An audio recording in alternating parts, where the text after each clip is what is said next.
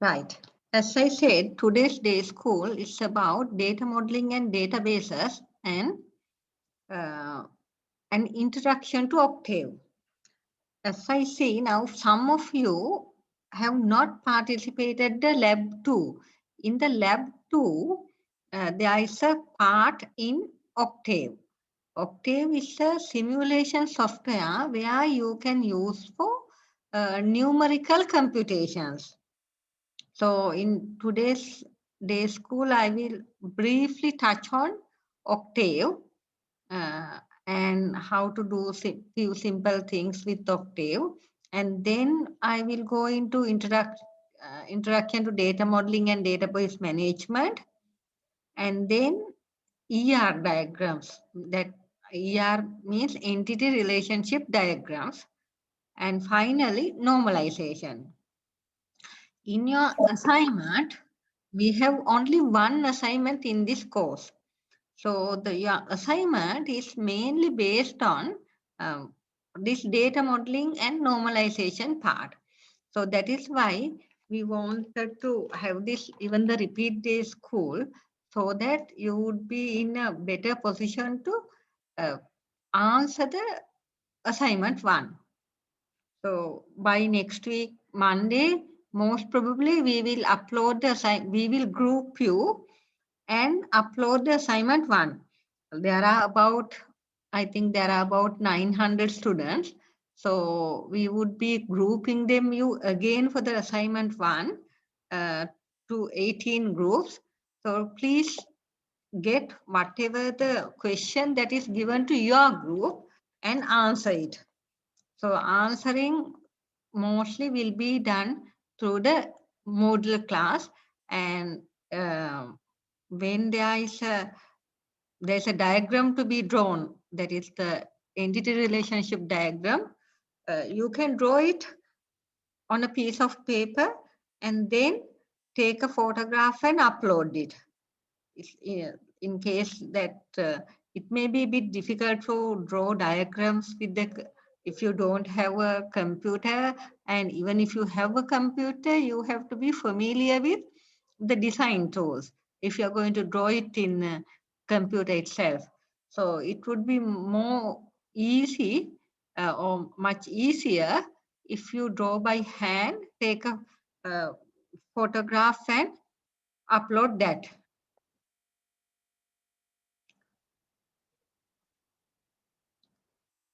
Right. So let us move on to Octave.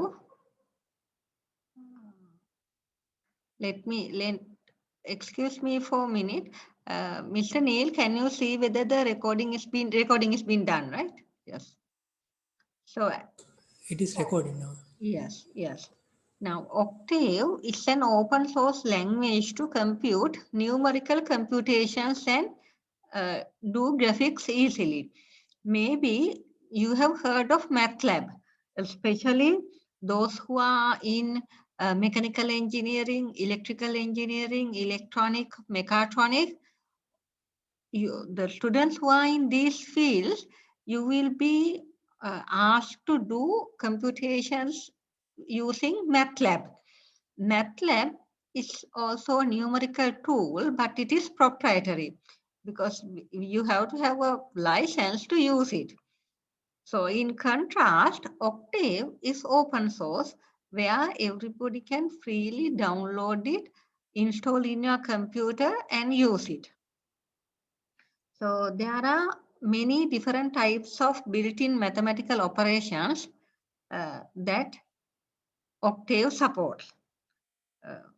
Simultaneous equations, eigenvectors and eigenvalues, these are few, and also matrices and other vector calculations. Once you upload, once you get the Octave downloaded and installed, you would see the screen. So it has, if you can see, it has 5 sub windows. The main window, which is working with the command prompt. 2, the current directory where you are, the file browser, 4, the workspace, and 5 is a command history. So you will see a screen like this once you download and install Octave. And it has command window. There are 3 tabs: documentation and editor. So in the editor, you would be working on, working with your mathematical problems. So this is a screenshot that is more clear how it appears in your computer. So here at the command prompt, you can type your calculations.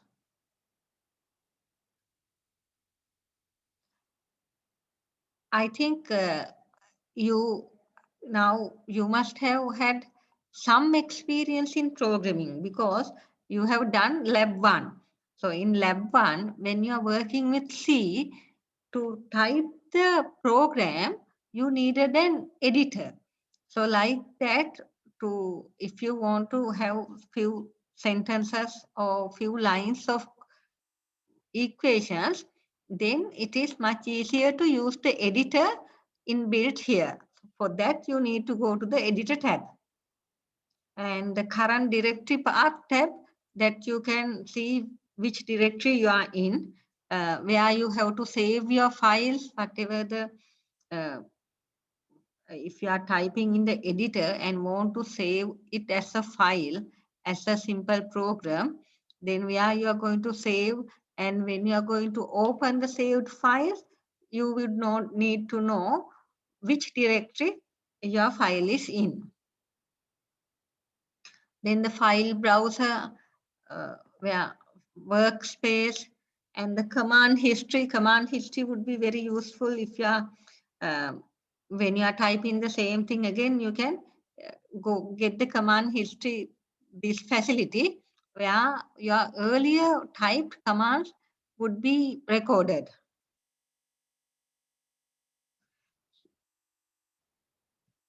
So in the command prompt, you can just type. Octave can be used as a calculator. So at the command prompt, if you type a simple equation like this, say it says 2 plus 2, and you can see the answer as 4. That is a very simple one. And similarly, say 2 sine 2 phi into 2, like sine expression, exponential, exp function, these small trigonometric functions, and functions like logarithms, exponentials, also you can use Octave. So this is the most simple application. Then you can use Octave to work with matrices. There is a way how you should type a matrix. Say, if this is a matrix with 2 rows and 3 columns, and the way it is being typed is the row, after each row, semicolon is inserted to indicate the next row. So all first row with all columns are in, they are before the semicolon, and by using a semicolon, you can separate each row. Then for vectors, you can use this colon mark. So where you can have these arrays and other functions. So I will not go into details into how this is going to work. So this the explanation will be in the this presentation, and I think the presentation is already in the OpenLearn. So when you go to the lab, those who did not do the lab, you can try out doing this Octave, and if you have already done the lab, then you should install it at your home and maybe try out few simple calculations with Octave. So if you get used to that, then it will be useful for you to do your other coursework, which are coming with your other lab experiments when you are in the other courses like electrical and mechanical, when you're doing the other courses. So if you know Octave, then it is, you would find it very easy to get into MATLAB. So even if you are asked to do your calculations with MATLAB, it would be very easy if you are familiar with Octave. So I'm not going to explain this, how array of zeros can be created by using, there are simple commands. See, 0, m comma n, where m is the number of rows and n is the number of columns. So if you type 0, 1, comma 5, you get the array of zeros.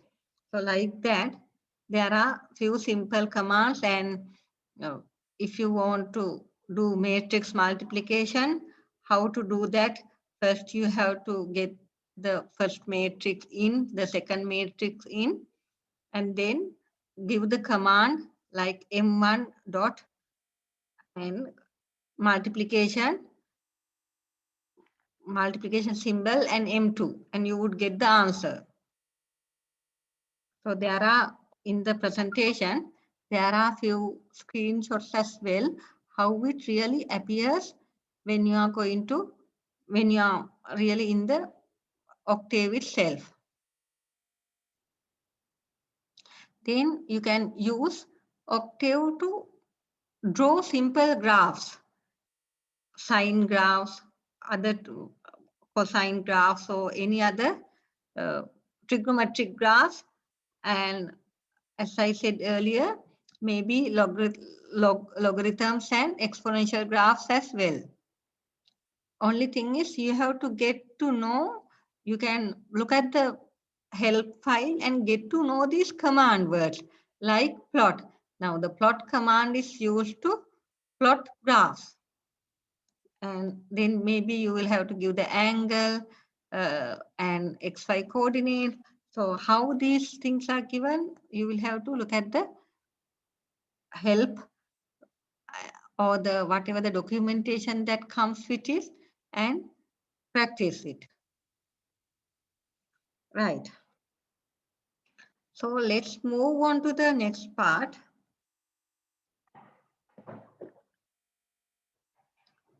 The second part, or the most important part of today's day school, is this data modeling. Because Octave you would be doing in a lab session as well. So anyway, before coming to data modeling, there are many students who have completed lab 2.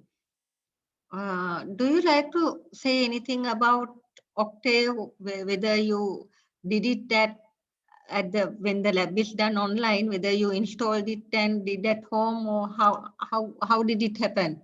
Can you answer in chat? Anybody who installed it at home and worked out the examples?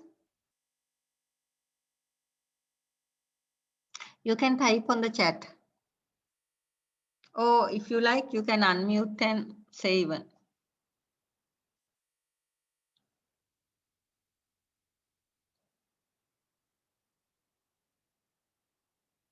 Yes? I would like to know anybody whether who has done Octave in the lab 2.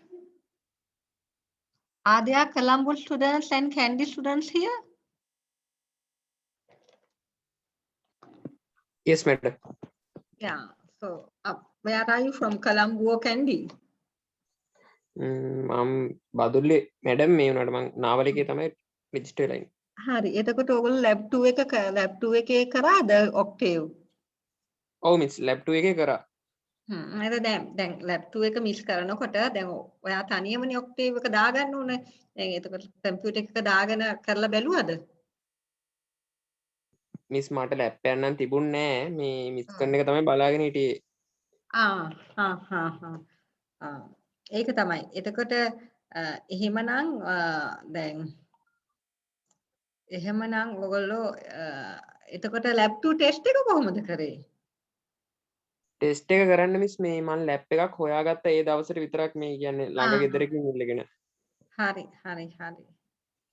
එහෙමනම් lab දැන් ඔය lab work practice කරන්න ඔයගොල්ලෝ mini project එකට ඉස්සෙල්ලා ආපහු එන්න වෙනවා. යුනිවර්සිටි එකට ඇවිල්ලා lab date එකක් book කරගෙන දැන් මේ so those who don't have a laptop on your own and if you could not do any practice sessions, you should come to the university when the labs are open. Say even at least in about 3 months time, if the labs are open, like last year also for those students who did not have a laptop at home, we gave the chance to come to the university and work out the lab sheet.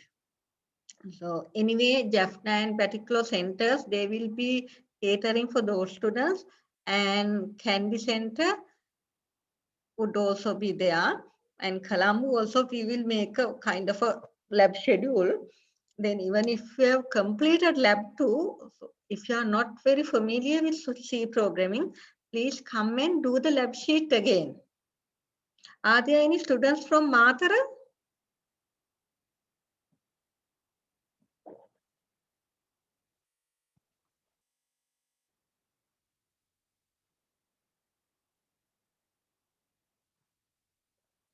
Are there any students from Matara?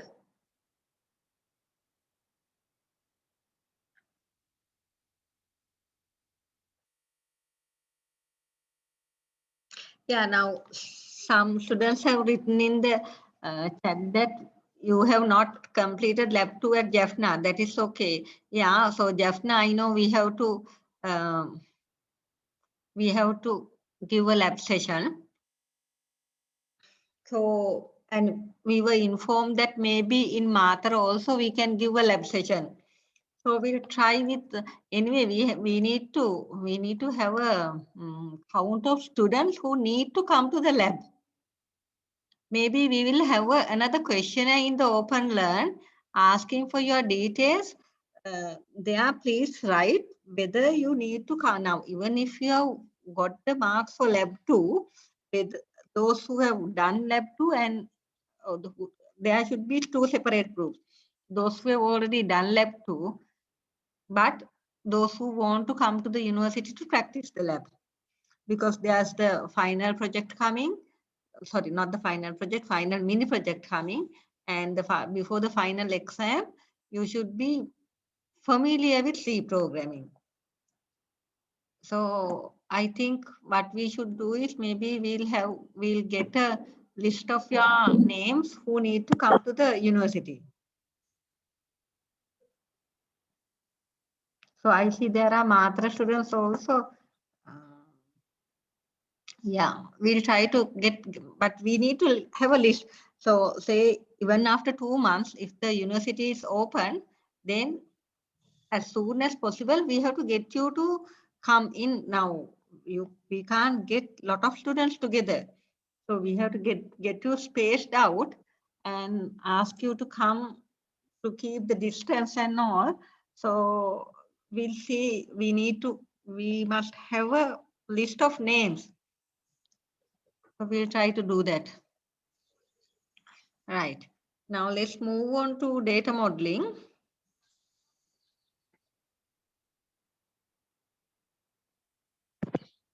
So under data modeling, as I said earlier, we will be giving a small introduction to database and entity relationship diagrams and normalization. So what is meant by data modeling?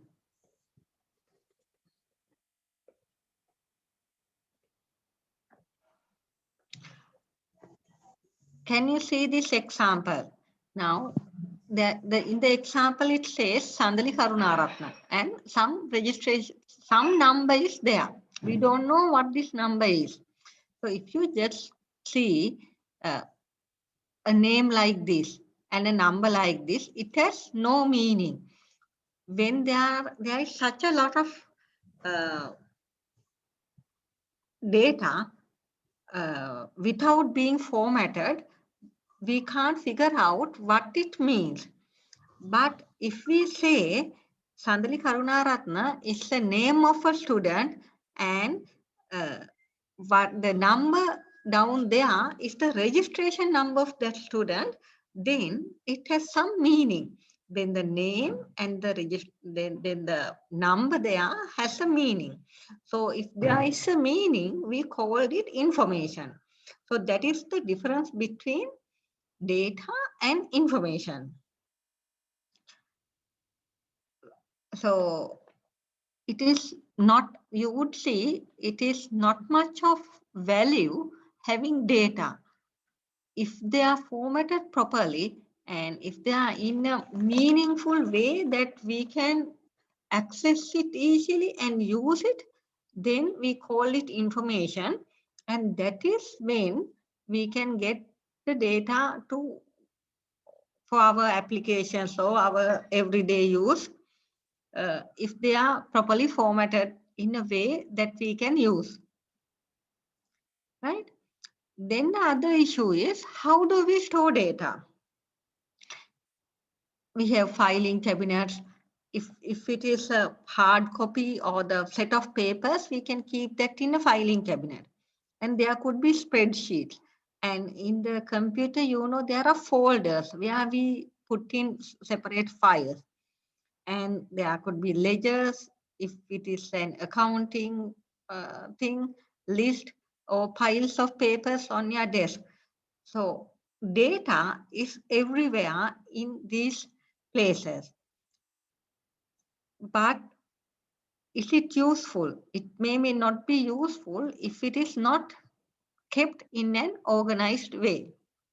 So that is why we need the proper organized way to keep our data. In early years, before the databases, the concept of database systems came into existence, the data in the computers were always organized in folders. We would have a personal department, and under personal department, we could be having employee data and salary details. And inventory handling, we could have spare parts and supplies details. And workshop, job cards, spare parts, and customers. So like that, we use early days before the concept of database came in, we used to have this file-based information organization. But do you see there is a problem here?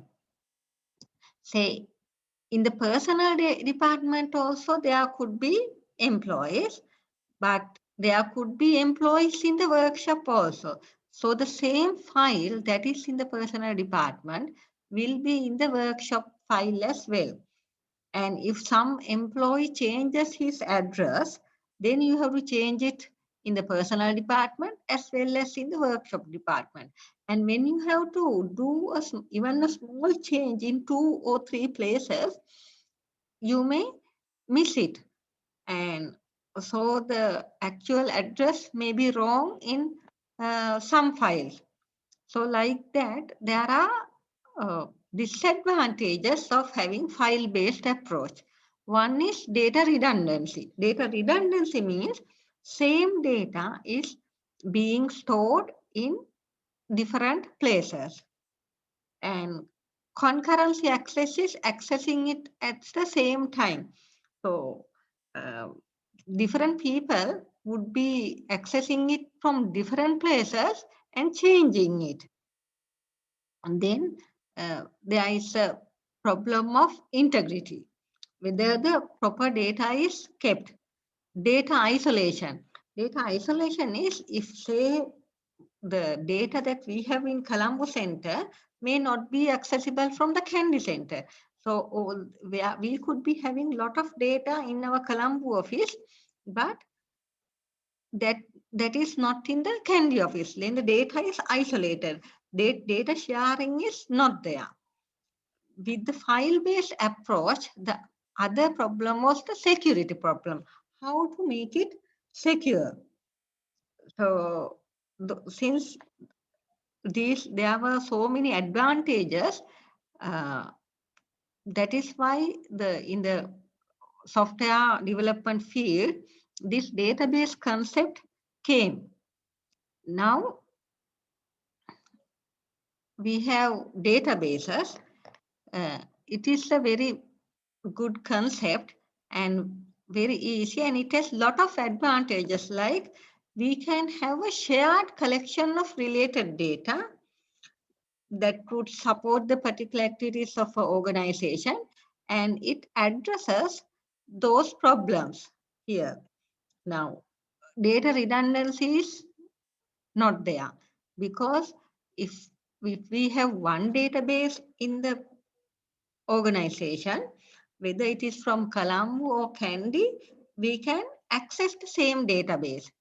So we don't have to have copies of the same data in the Colombo Center and the Kandy Center.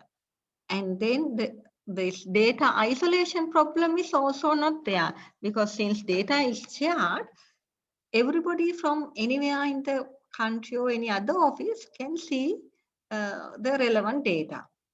And the databases have inbuilt security options, so they are more secure. It is not like just taking the file and read, because if it is a text file in a computer, it can be just taken out, and even if it is encrypted, it can be taken out. But in a database, there are more security options or tighter security for the data that you are having. Right. Let's look at an example. This is the student details of in a university. As a student's detail, what do we have? We have the student's personal details, the name, date of birth, gender, etc., and his or her registration number. And maybe we must be, if there are students in a university, then the students must be doing courses, right? So the course code, course title, credit, maybe the level, these are the attributes or the other descriptions that describe the course. And students may be in a program, whether it is software engineering, whether it is technology, or whether it is industrial studies, or one program. And if they are in a program and if you are doing courses, then there must be marks. So marks is also another set of data that is related to students.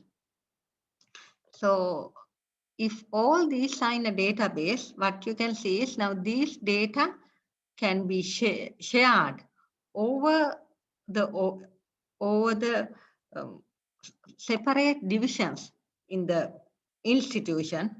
So the particular organization here is the university.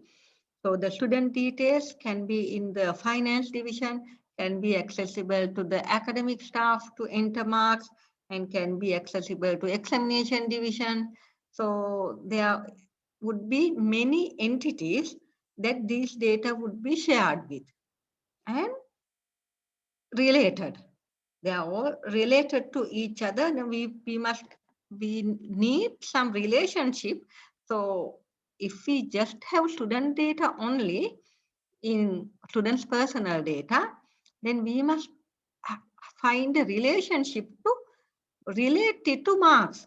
For which student this mark is valid for, and which student is in this program. So we must find relationships among these entities. So this is a simple diagram of a database management system. A database management system is actually a software package designed to create and maintain databases. So in DBMS, you have it is an application software. It sits on the operating system, and the database is separate. Database is where you keep your data stored. Database management system is the interface kind of the application that interact with the users and find and store these data in the database. The DBMS would act as the middle person who would take the user queries and find related data from the database. Or with the DBMS would work in high-level languages, so like SQL or Oracle, where a user can easily get his or her problem or the access patterns into the computer, so without having to worry too much about the programming concerns in there.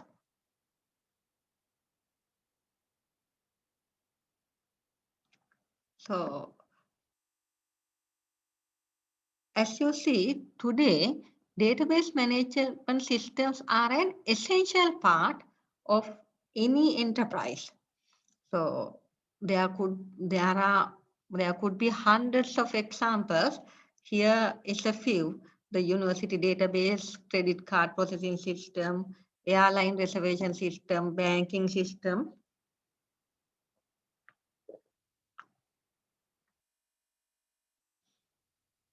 And when we talk about a database management system, we have to discuss about layers of abstraction. Layers of abstraction means there are three separate layers. First one is called external schema. External schema is how the user, or the user could be you, the student, or academics like us, or the clerk and officer in the examination department. They are all users. So from the DBMS, our view, the user view, is described in this external schema. Conceptual schema is how the data is arranged within the database.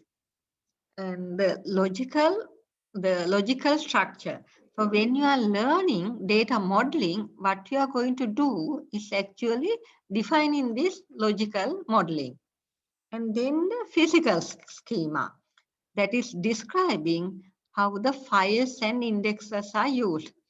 So ultimately, though we model with the entity relation diagram or do normalization, ultimately the data has to be in a file and indexed.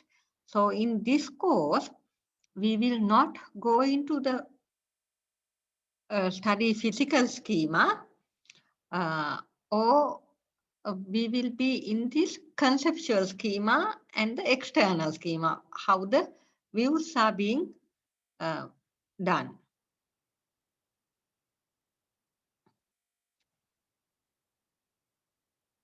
So we will not go into details of this. This is the reason why we learn this entity relationship diagram. It is that is a very useful diagram for anybody to model the data in a scenario or a domain before you make your database. So before you actually go and store your data in the database, this logical modeling need to be done. For example, you would be given a problem to solve in your mini project. You may be asked to go and find a customer and get the customer's requirement, and any software project these days would involve a database. So if it is a library, whether it is a school or a pharmacy, they will always want a database to be done. So before you actually code or make the database, you have to logically model it in a way so that this redundancy, and this integrity, these issues are solved. So let us see. This is again, let us see how we can do this entity relation diagram. So this is also how this, how in different schemas, how the database, this database management system can be shown.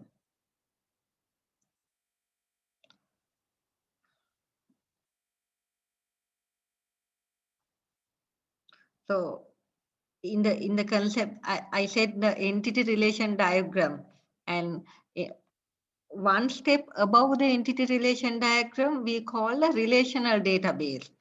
After we draw the entity relation diagram, then we have to define the relational database. So in the middle, if you can see where you should actually concentrate on this conceptual schema, where there is an arrow between the student and marks and course. Can you see? There you have to tell the relationship. Now, how the student file and we call it a table, student table and the marks table are connected is with the student registration number. Otherwise, there is no way to find out which marks belong to which student. And also, we need to know for which course these marks are related to. For that, with the course table and the marks table, also we need the relationship line and which program the student is in. If the program code in the student and the program code in the program table, there has to be a link to find out which student is in which program. Now, in the physical schema, when we are making the student database, you have to define, here you may see PK, which stands for primary key, and foreign key. We will discuss that in little bit more detail. Now, these things will be done in the physical schema. So here you can see the relationships more clearly as it's a bigger diagram.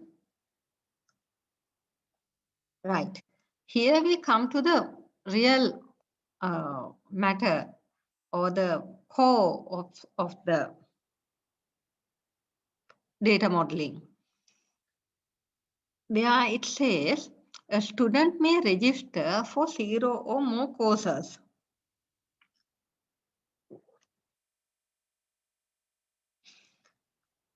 A student or any noun that is in the domain that we are trying to describe, we call an entity. It could be a place or a person or object or event or any concept in the user environment about which the organization wishes to maintain data. As the example, we got the student database in the university.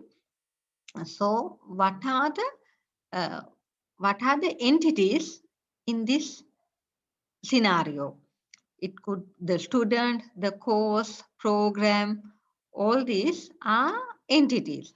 And entities are shown in this square box. And the relationship between between two entities is called the is shown in this diamond shaped box, and it is in the ER diagram. This is the entity, the student, and the relationship is register. Student register for course means the relationship between the student and the course is called register.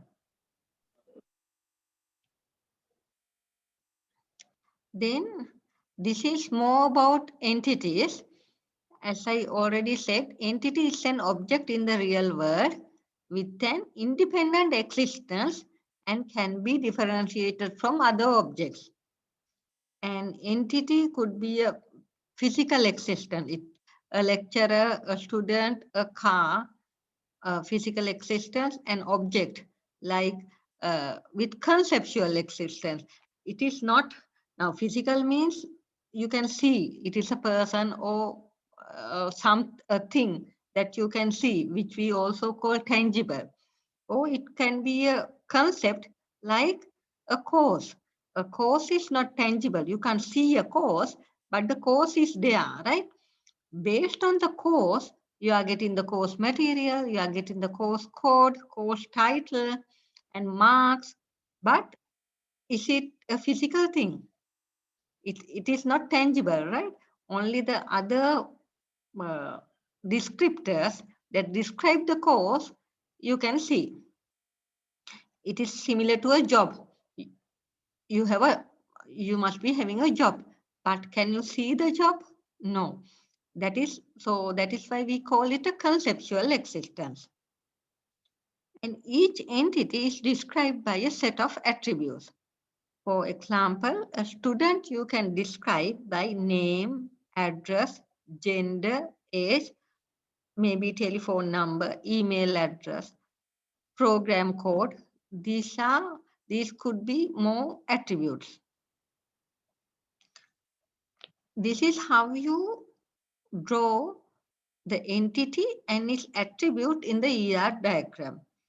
Student in a, the entity in a square, and with a line, you have these oval-shaped figures which contain attributes or the descriptions about the entity, particular entity. So each entity in a square, and inside the ellipse you get the attributes. So please note, now there are many new words like entity, attribute are the new words that we found so far.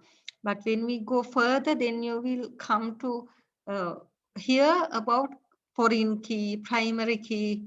So there would normalization. There could be more new words like that. When you are talking about attributes, there are simple attributes and composite attributes. Simple attribute means, for example, we can say the name is only the first name. So name is Dinet. That's the only part. That is the only part in the part of the data that you are using. For age also, there is only one value. For name here also, there is one value. But if there are set of values like the address, now address can never be one value, right? So there could be the number of the house, the road, and the village or the town. So number would be a composite attribute which consists of number, street, and city. So what is this about is that attributes are of two different types, simple or composite. Then there are multi-valued attributes. For example, if you say educational qualification of a student, for that, if you write educational qualification, then there could be multiple values for the same attribute. The student could be having a certificate, could be having a diploma, or could be having a degree.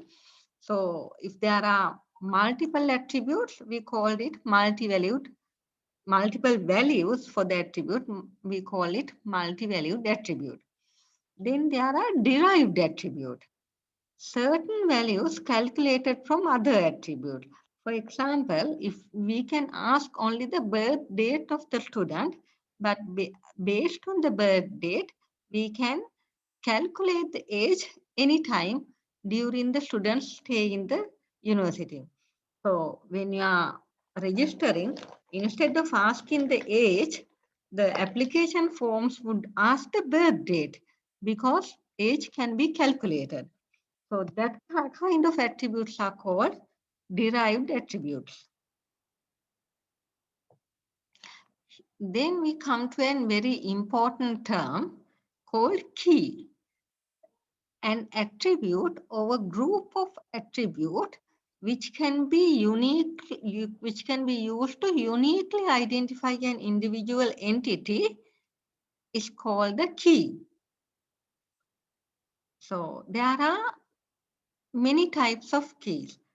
A candidate key is a most simple way. So your NIC number can be the candidate key. It has just one value and one simple attribute. A composite key is composed of two or more attributes. For example, if we take the student registration number and the program, then together as the key, then we call it a composite key. So we will, when we go further, we will see why we need composite keys. Sometimes with our data records, having a simple candidate key is not enough. We can't uniquely find our data with a simple key. So at that time, we need a composite key. Then there are two types of keys called primary key and a foreign key. Candidate key that is selected to be used as the identifying mechanism for the whole entity set is called the primary key. So every data table must be having a primary key, otherwise we will not be able to access that database in the way we want. For example, if we have a lot of student data, there must be a way that that I can access a particular student's data. So maybe the most easier way is to have a unique value, maybe the identity card number or the registration number as the primary key. So using that, I can access a data record, whether it is the last one in the pile or whether it is middle one, where it is stored, it doesn't matter. Using the key, I can access this quickly. And if I want to make a change, I can access it, make the change and store it in the same place.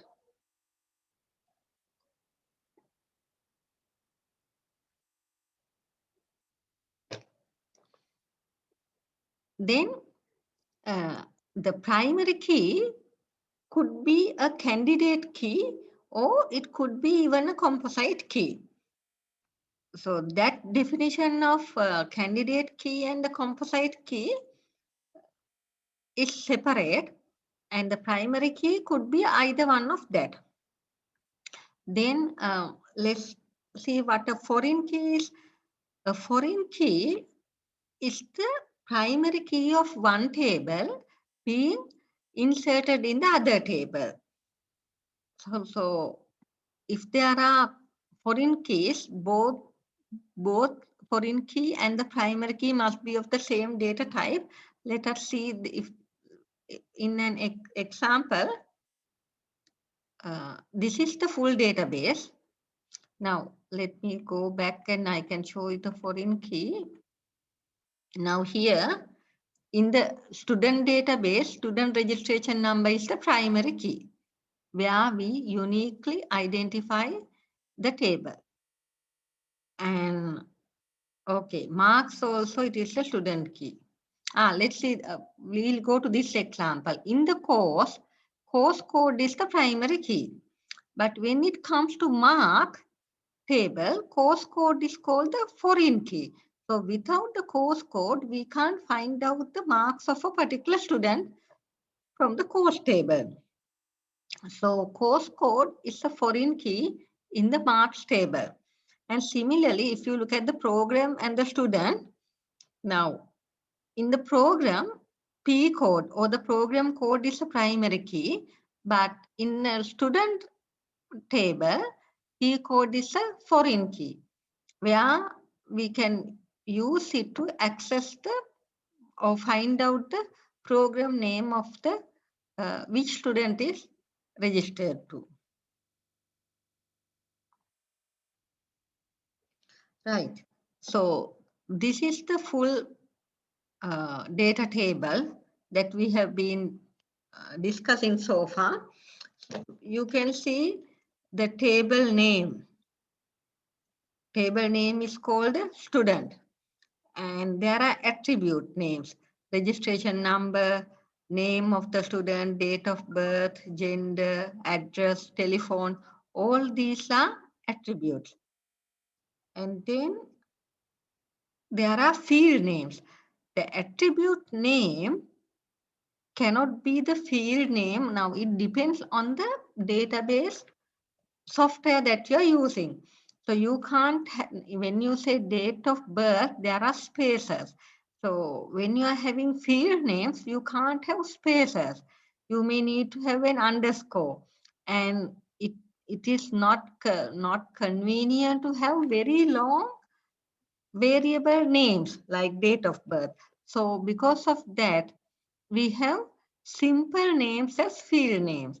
And to recognize it easily as it refers to student database, we have ST, which stands for student, in front of this field name.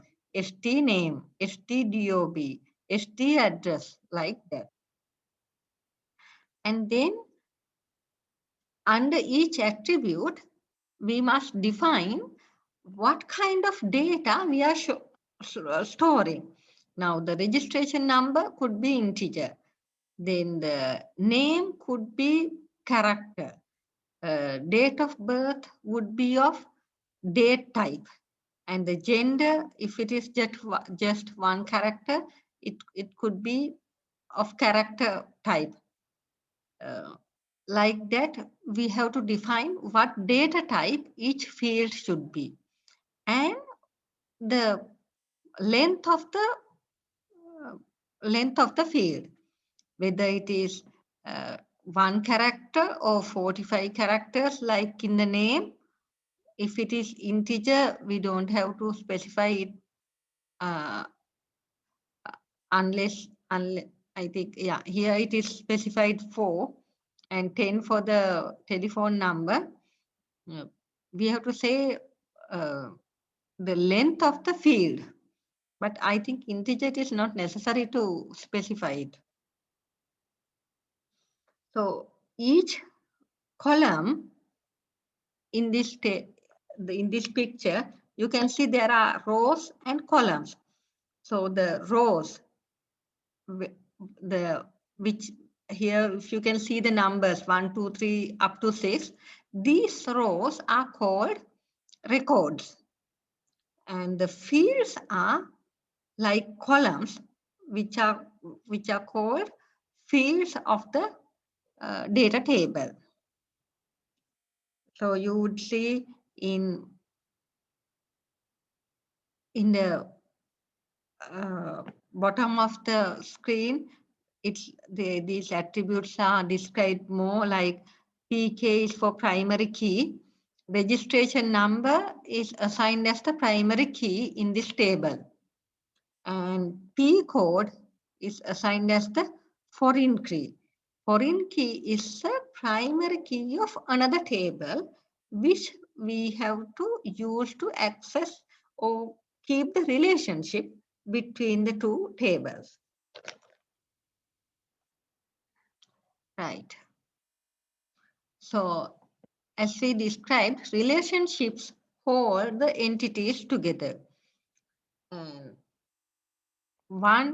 it's an example.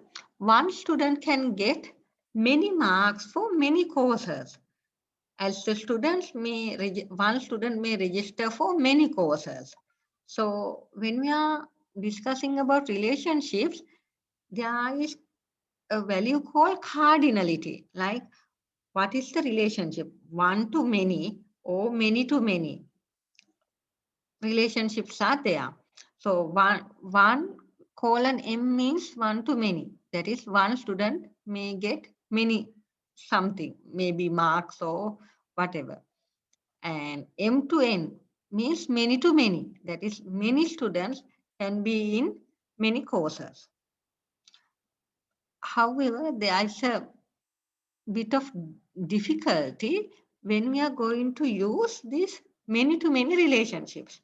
If there are many to many relationships, we have to divide into two one to many relationships in order to make these relational databases. Actually, how do we define these things, whether one student get many courses or whether many students can be in many courses like that? It is based on the business rules of the entity relationship diagrams. So most organizations are guided by the business rules of their organization. Now, university is an organization, and it is the university that defines whether one student can be in more than one program at the same time. Whether one student can have 5 courses or 10 courses at the same time. These are called business rules. So based on these business rules, we have to define our entity relationship diagrams. So if it is a private institution like a commercial entity, then or a bank, then the bank would define whether one customer can have more than one account in this bank, or one customer can have only one type of account. So whether one customer can be having accounts in many branches. Those things, those decisions are called business rules of an organization. So these are few examples of business rules. A course may be obtained by one or more students. Student obtain a mark for a registered course. It is a must. So these things, whether it is a must for a student to be given a mark, these are the business rules defined by the particular organization. So you see, a student may register for 0 or more courses. The student names are here, student and the course. So this is many-to-many relationship where one student can have many courses and one course can have many students. Can you see? One student, say Nimal, can take more than one course. Normally, has taken 3 courses. So each of these students, they can take many courses, and if you take one course like ECX 3217, it can have many students. So that is why we call this a many-to-many relationship, which is the kind of complex matter to handle with the ER diagrams. If we have one-to-many or many-to-one, then illustrating that relationship or working with that in the relational database is easy. But when you're having many-to-many, it's a bit complicated. So you have to divide it into one-to-many, two one-to-many relationships. Here, this is illustrated here. Student register for course. Student is an entity. Course is, student is a physical entity. And the course is a conceptual entity. And registration number, name, gender, age, address, etc. are attributes that describe the student. And the course code, course title, credit, those are the attributes that describe a course. And can you see there is an underline for one attribute in student. Registration number is underlined. Course code is underlined in course. So this underlining an attribute means that is the primary key of that particular entity. So these are standard symbols. So when you are answering your questions, please use these standard symbols in the way that is in the book or in the presentations, because there are different kinds of ER diagram notations, but this is what we use. And this rhombus or the diamond shaped symbol which stands for relationship. Now the relationship here is the register. And as you see, even the relationship can have an attribute. Now this relationship called register has an attribute called registration year.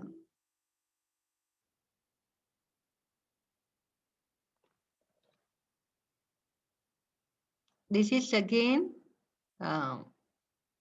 about many-to-many relationships, student, marks, and course. So this mark is here in the middle. It could be in order to differentiate many-to-many relationship.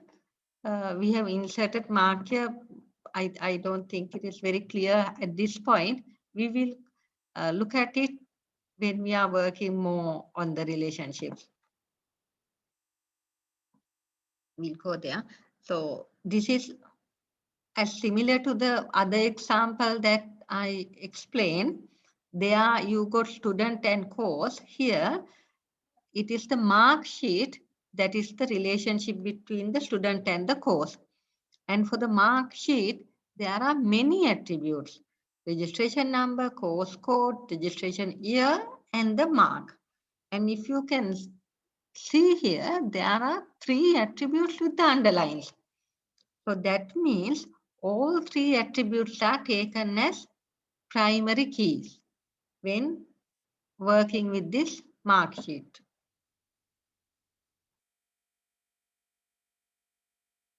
Right.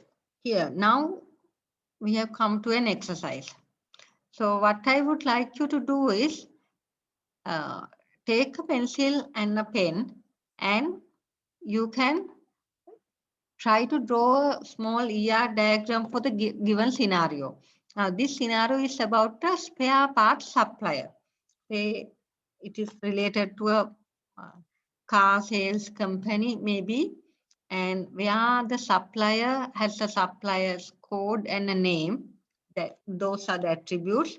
And one supplier can supply different spare parts which contain part number, part description, and part quantity.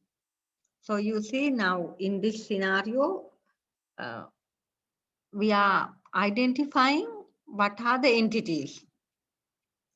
Okay, I read it and then I can ask some answers also. When parts are purchased, a purchase order is raised, which has a PO number, date, and the employee code. And customers buy spare parts, and customers are identified by few attributes. Okay, now you can tell me what are the entities in this domain. So let me look at the chat. You can write what are the entities in this scenario.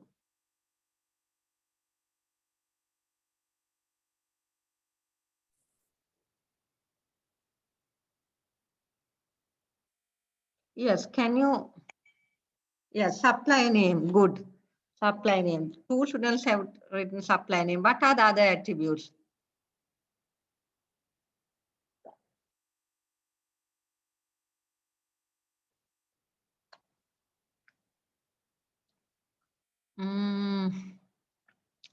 Spare part number is not an attribute. Can anybody say why?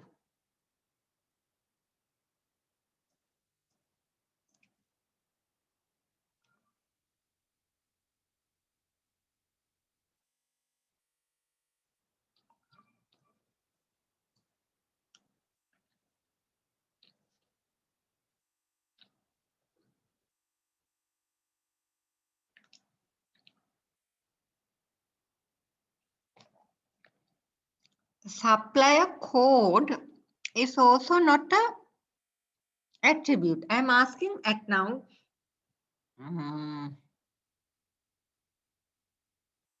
Okay, first tell me, oh, right, first, let us identify, please see this, let us identify the entities, right, not the attributes. Entities. Yes, customer, correct. Supplier, correct. So what are the other entities that are there? Parts, yes, spare parts. I think that is all that is given here.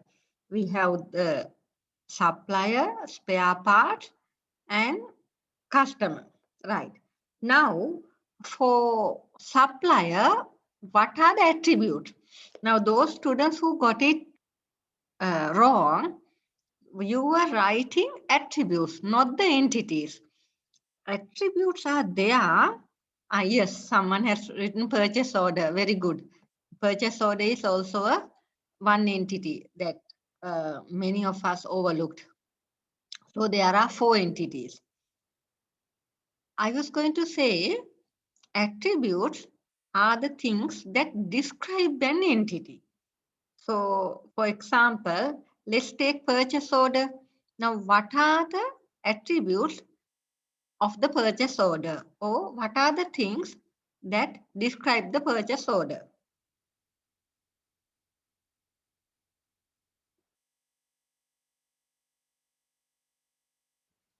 Yeah, code and the name are describing supplier. Yes, very good. Purchase order number, the date, and there is one more. One more attribute for the purchase order. What is that? Employee code. Very good. Right? So like this, when a scenario like this is given, you have to identify the entities and the attributes. And then when you are going to draw the ER entity relationship diagram, then you have to figure out what are the relationships. Okay, then we can move on. Very good.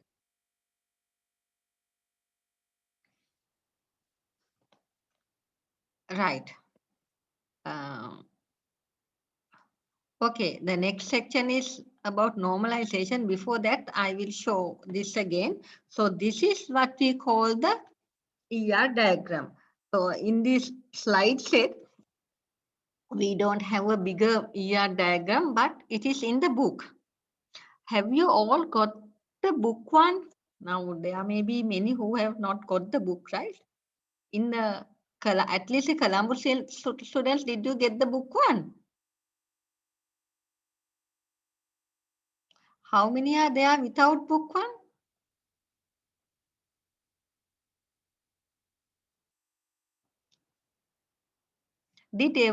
Are there any students here who did not get the book one yet?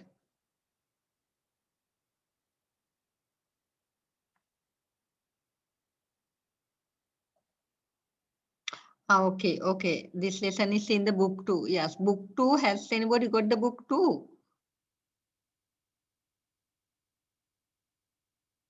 Right, right. So anyway, both books, I think they are in the Open Learn. For Cat 1, in fact, we are giving only from book 1, right?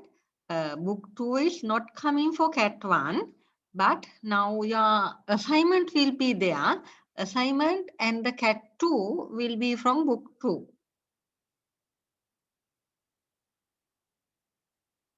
Right.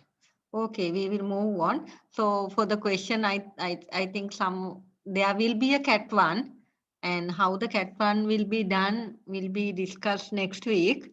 So it will most probably be done online. So you have to study book 1, actually the programming part for Cat 1.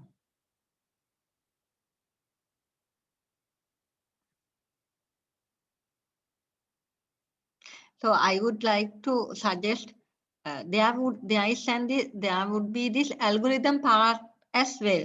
So those who don't have a computer and who are studying with your telephones, mobile phones, please try with a piece of paper and pencil to work out these algorithms.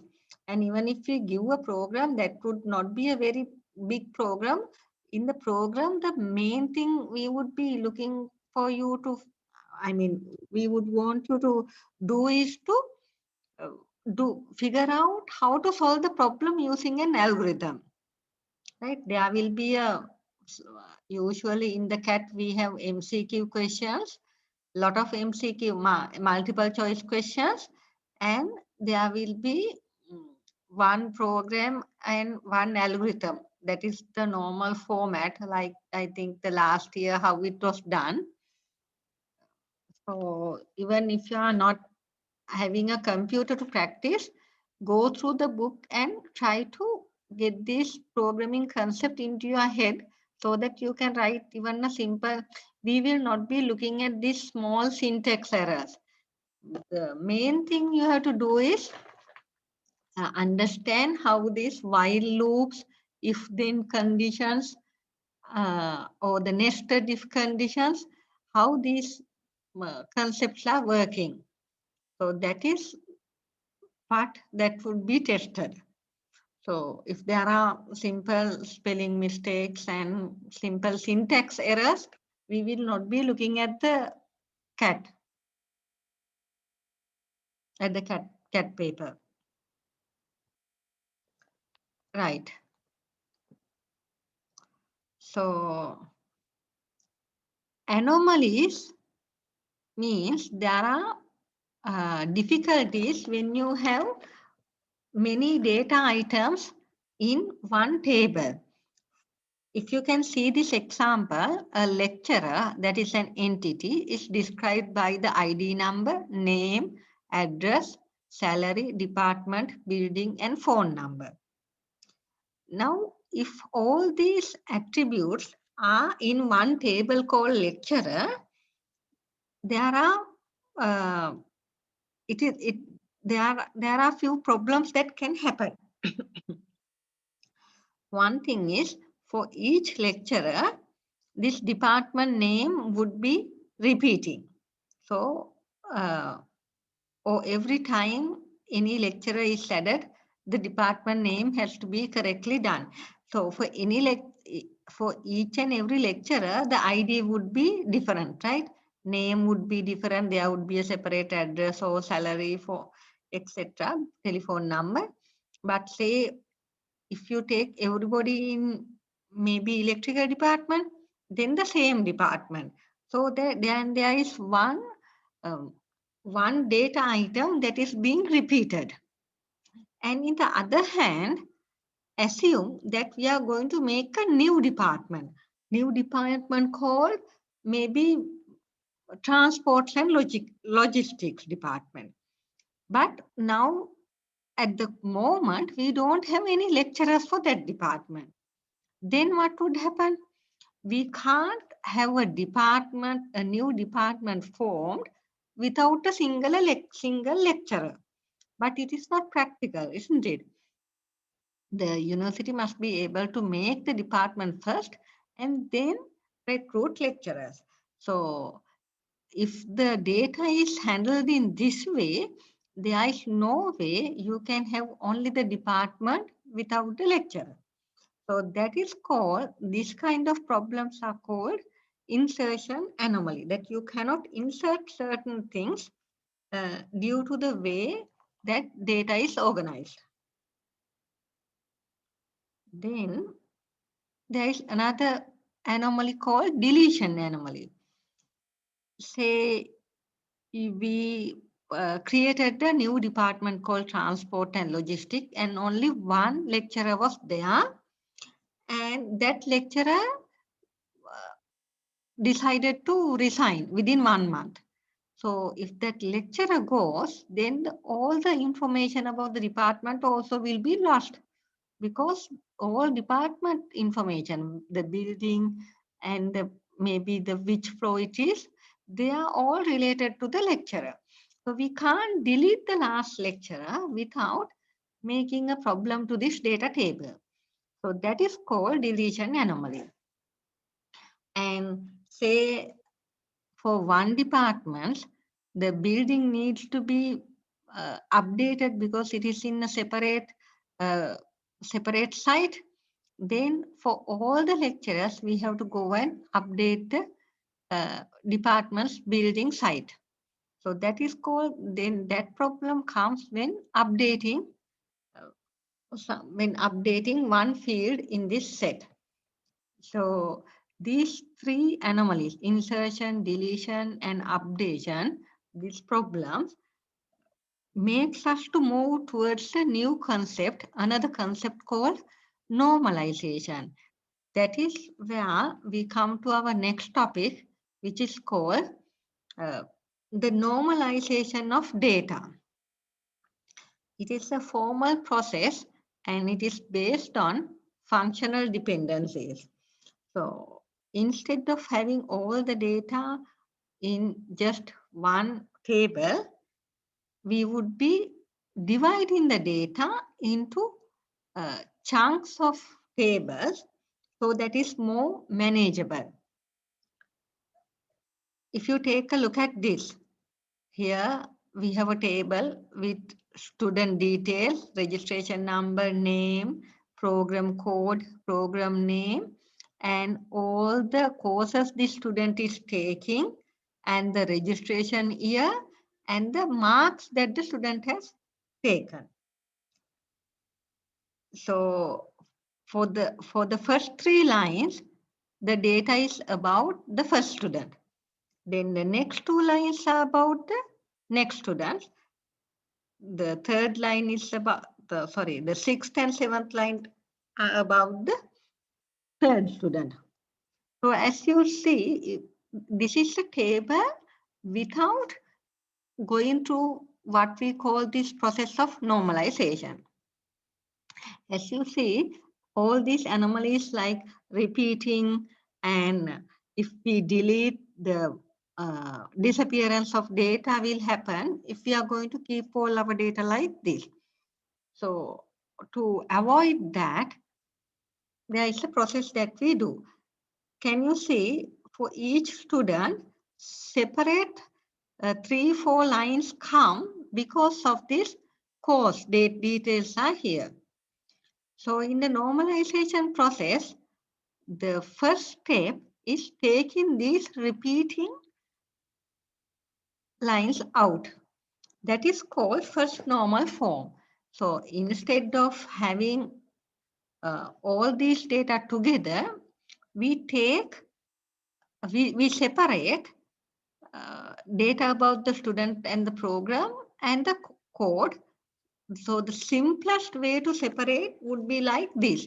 Student and program details are in one table and the course details are in one table, but we must have some way to find out which student is taking these courses.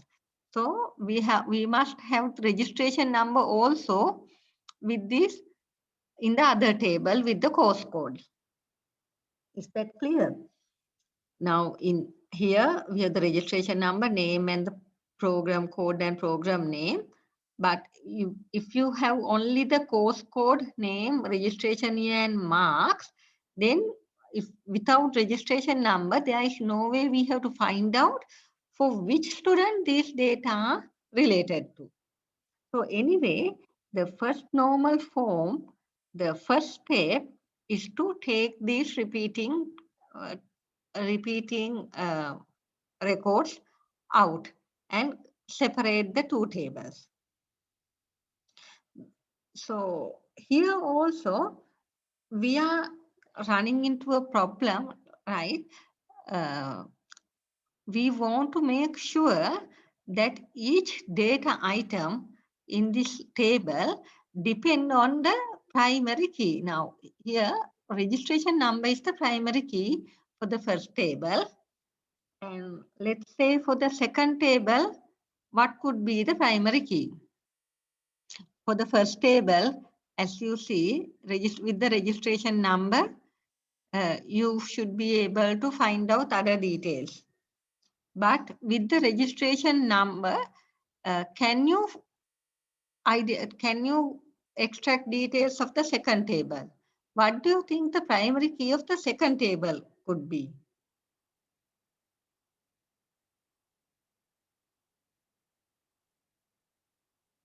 Can anybody answer?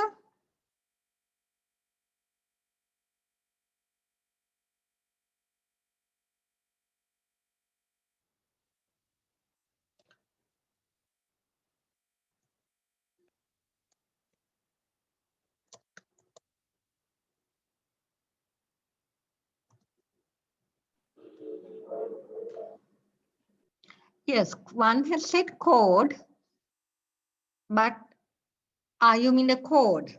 Now take EEX3350.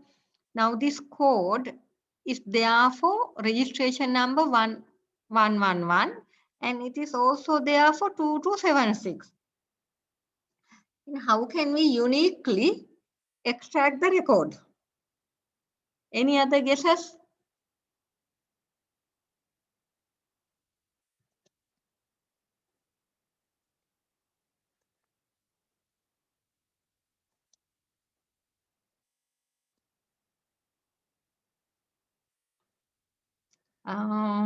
Year, marks.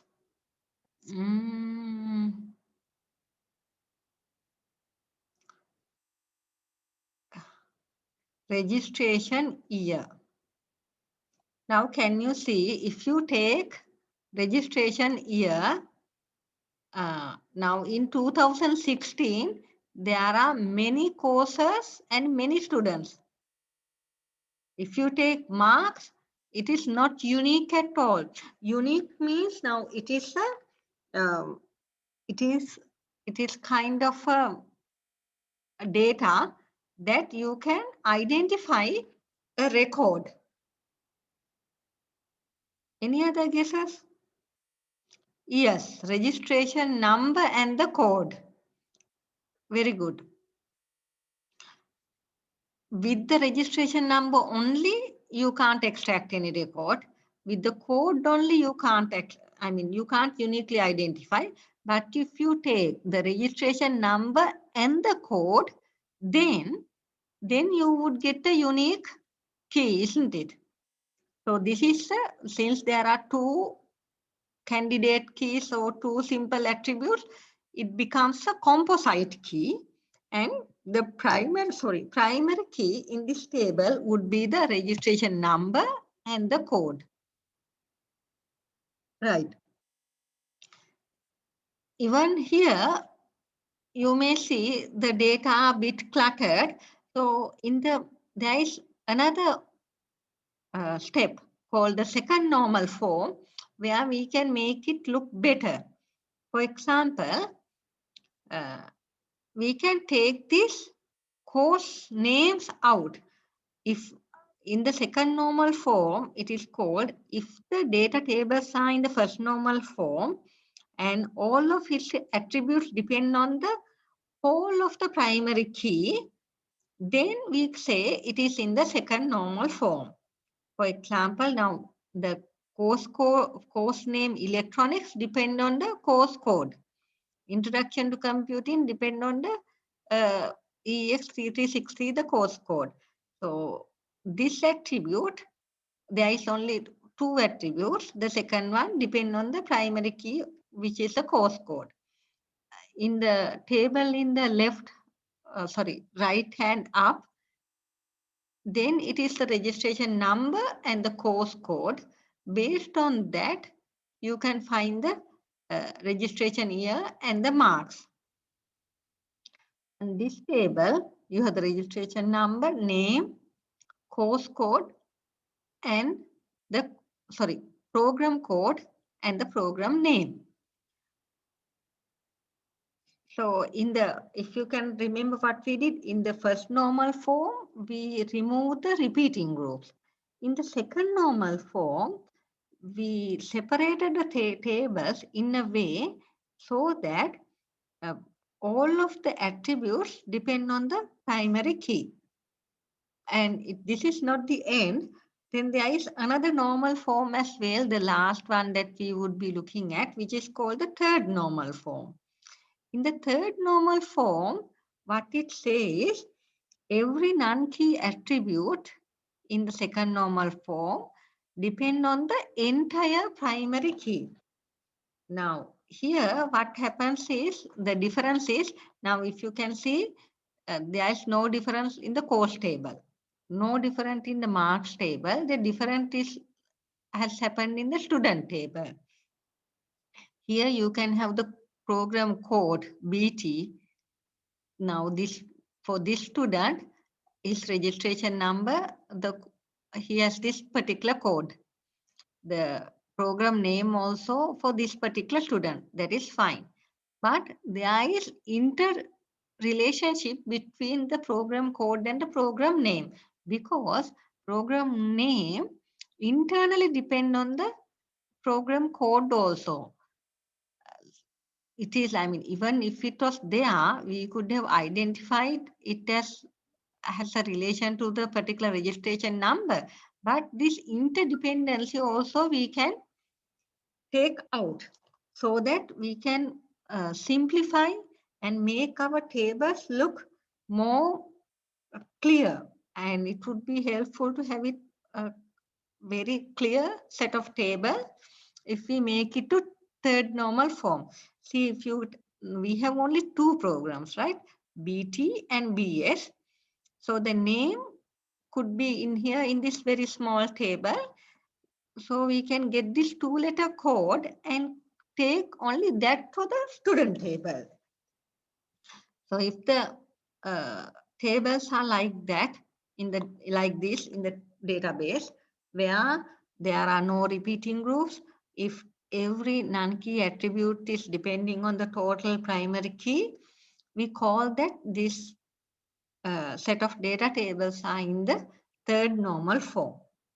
So in your assignment, you will be given a scenario which has entities, relationships, and then the question asked would be to identify the entities, identify the relationships, and then draw the ER diagram, and based on the ER diagram, normalize the tables that you can code in SQL. So when you are going to do your mini project, and also in the third lab, you will be making databases like this. So before making your databases, you need to have an idea how to design your databases in a way so they are normalized. You may not go into third normal form like this. At least you may come to the second normal form when you are going to create your databases in SQL or Access. You can do either in your mini project. So, and for to do that in the mini project, you will get the training at the lab 3. So please come to the lab 3 practice session. We are going to have the practice sessions from June 7th, I guess. So come to the practice session, and the lab test we will have it later when it is possible to have the test. Though for those who can do it online, we may have several test sessions, but for others, we'll have the test session later. So as you see, lab 3 and lab 2 are two separate things. Now, lab 1 and lab 2 are from C programming. Lab 3 is about designing and creating a database and connecting it to a user interface. So in the mini project, what you get is an integration of those two. You will have to make a program, make a database and a UI, and integrate all three of them together. So that is about all that I have to say in for the day school. So if you have any questions, you can ask me.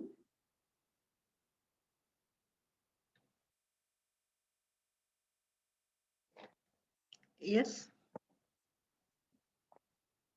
If anybody wants to ask a question, you can raise hands, so I can ask you to unmute and then you can ask the question.